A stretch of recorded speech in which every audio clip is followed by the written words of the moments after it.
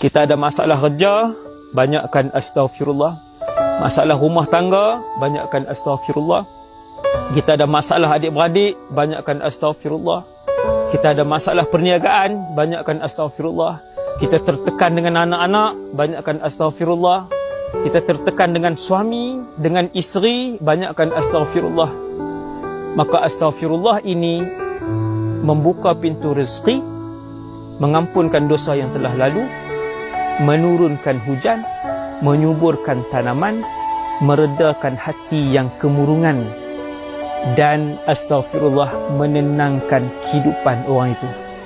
Beramallah dengan raja zikir ini tuan-tuan, insya-Allah seperti mana Allah menjamin, Nabi menjamin, saya juga berkata dengan pasti insya-Allah zikir ini akan mengeluarkan tuan-tuan daripada 1001 permasalahan yang sedang